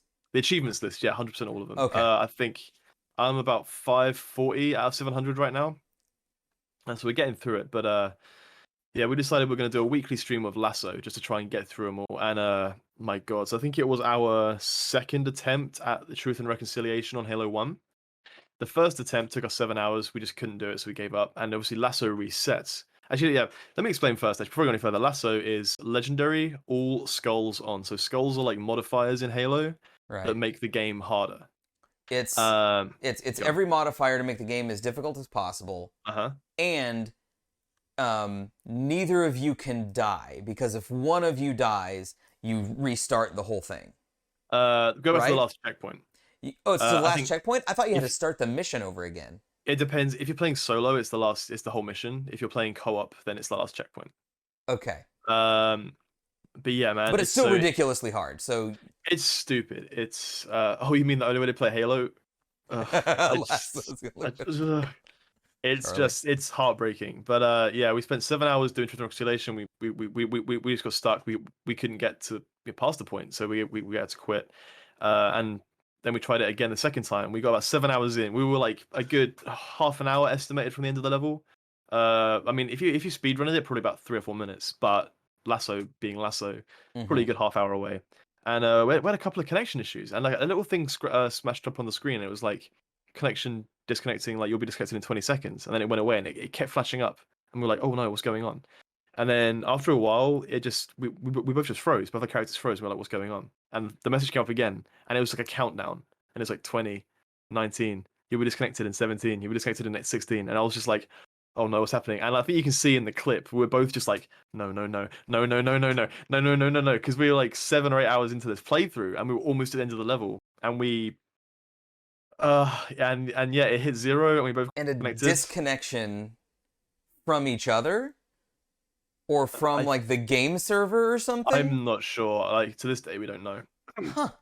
But the issue is when you exit out of a Halo Lasso level, then you have to start the whole level again. Right. Okay, So so that you can was restart from a checkpoint in a session, but if you stop, you have to start this yeah, you have to crazy finish hard the level all over again.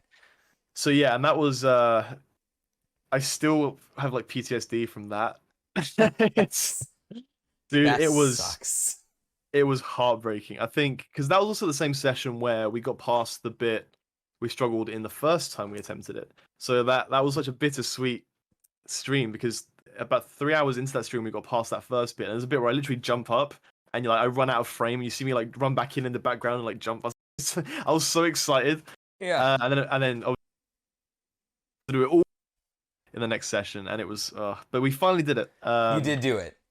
We did do the level. I think we are on the third last mission on Halo 1 now. But they're getting difficult. Like That's it's a journey because you're making your way through Halo 1 and there's 4 or 5 other games to lasso through. Yeah, we've done ODST, which is arguably the easiest Halo game to lasso. It's also the shortest story. So we've got that was also Gary's first time playing ODST. He never played it before. So yeah, so we were like, hey, you know what? He's going in hard lasso. That took about 3 streams, I think. It was a good day, a good couple of days. That's awesome. But yeah, so now I'm not looking forward to Halo 2. Gary thinks Halo 2 one, and he thinks Halo 2 is going to be the hardest one. I think it's going to be I think it's going to be the hardest one. I think he thinks it's going to be easier, and I don't understand why it's going to be. So yeah, I think what I was thinking of is what Skoback said back in or no, maybe it wasn't. I don't think it was Lasso back then. I do remember in Halo 2 when it first came out, if you played it on Legendary, Mm-hmm. even if you were playing in co-op, no, it wasn't. So in the Halo co-op, if one person dies, the other person can keep playing, and your partner will respawn. But in Halo 2 Legendary, it didn't start all over from the beginning of the level, but it did start back at the checkpoint. But if either of you died, you had to start back at the checkpoint. Yeah. And Halo 2 Legendary was so hard. Halo 2 Legendary, arguably in some sections, is almost as hard as Lasso on games. It's like it's such a mean, unforgiving. Yeah. The story's fantastic. The story's brilliant in Halo 2, but it's such a why do game developers hate kids kind of game. You know, it's like it's such a kick in the balls. It's like the amount of times you're sitting there and you're so close to playing, you're like, I just want the pain to be please. Right. Yeah. Those sniper jackals, man, they get you. Oh yeah, you've got a quarter second to not get shot by a sniper in Halo 2. Jeez. My God, I can't wait to play later. Well, Connor, thank you so much for coming by, man. Steve-O, man, it's been an absolute pleasure. I'm really excited to see what else happens in the world of Gutter Nerds, and I hope to do more stuff with you in the future, man. Oh, and I'm sure that we're going to hook up again later and do more stuff. So you guys go follow 94ConQuest. It's twitch.tv/94Con. Do the thing. What do you have upcoming stream-wise? Like, what are the upcoming games or... So this is a moment in time we're playing through Skyward Sword HD, which is going to be hella fun. The motion control my ass, but hey, we're liking it.